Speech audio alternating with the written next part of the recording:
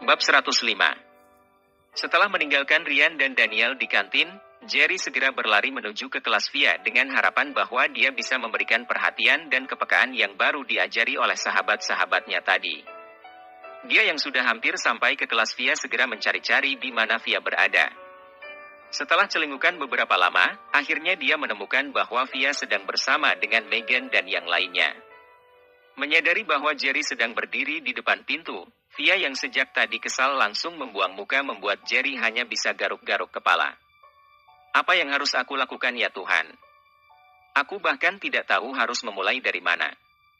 Kata Jerry dalam hati. Hei Jerry, apa yang kau lakukan di sini? Tanya Megan dengan wajah galaknya.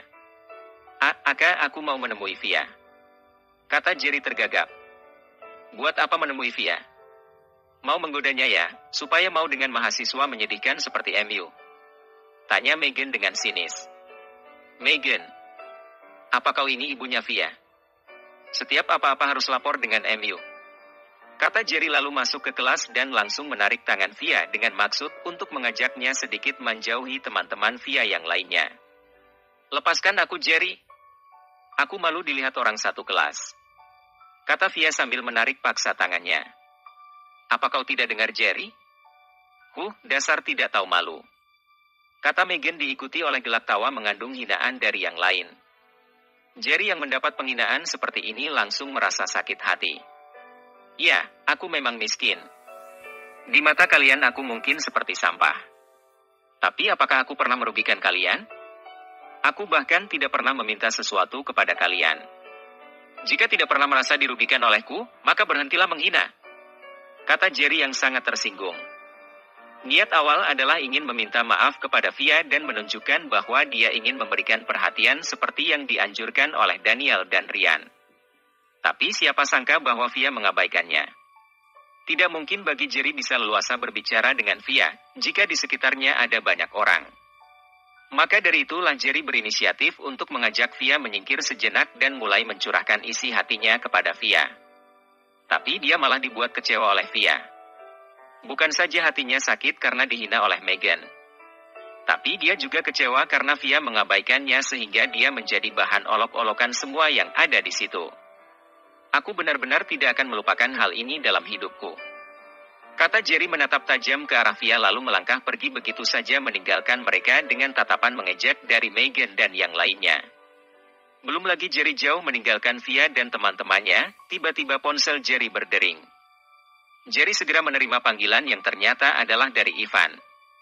Begitu panggilan tersebut terhubung, Jerry langsung menyapa, Ivan. Kau meneleponku? Tanya Jerry.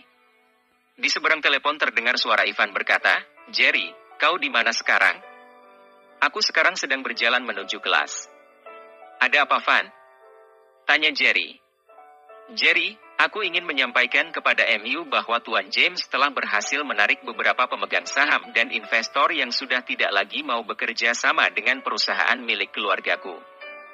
Hanya saja, saat ini aku tidak tahu kemana mereka ini bisa kau tempatkan. Tanya Ivan. Begini Van, saat ini aku ingin membuka tender bagi beberapa proyek di country home. Salah satunya adalah membangun beberapa villa dan pemandian air tawar di pinggir pantai country home. Tender ini meliputi pembangunan villa sekaligus tender untuk dekorasinya. Kolam air tawar, serta restoran yang semuanya akan dibangun di sana. Dan tender ini dilakukan secara terbuka. Mereka bisa mendaftarkan diri untuk mengikuti tender sesuai dengan bidang mereka. Kita akan lihat seberapa mampu mereka bersaing dengan pengusaha lainnya untuk proyek ini. Kata Jerry. Begitu? Baiklah Jerry. Aku akan menyampaikan ini kepada Tuan James. Bagaimanapun, dia adalah jembatan antara kita dengan para pengusaha itu. Kata Ivan. Van, katakan juga bahwa kami memerlukan bahan material. Kau tentu tahu apa yang harus kau sampaikan kepada Tuan James.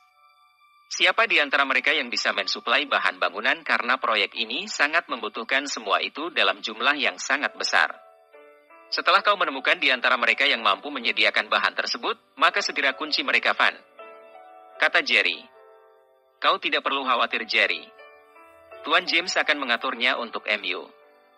Hanya saja, mereka ini sangat ingin bertemu dengan pemilik perusahaan Future of Company dan ingin mendiskusikan segala sesuatunya dengan terperinci. Kata Ivan menyampaikan keinginan para investor dan kontraktor tersebut. Tidak, Van. Aku tidak bisa membuka identitasku untuk saat ini. Tapi walau bagaimanapun, Tuan Barry akan mengurus semua itu. Jika mereka masih memaksa untuk bertemu denganku, katakan bahwa mereka tidak cukup layak untuk itu. Hehehe. Kata Jerry sambil tertawa lucu. Baiklah Jerry. Aku akan menyampaikan apa yang kau katakan kepada Tuan James. Setelah itu, pastikan waktunya kapan kau akan membuka tender itu. Kata Ivan. Tidak lama Ivan. Ini paling lama dalam 1 atau 2 minggu ini. Tunggu Paman Ronald dan Austin memindahkan beberapa alat berat ke country home.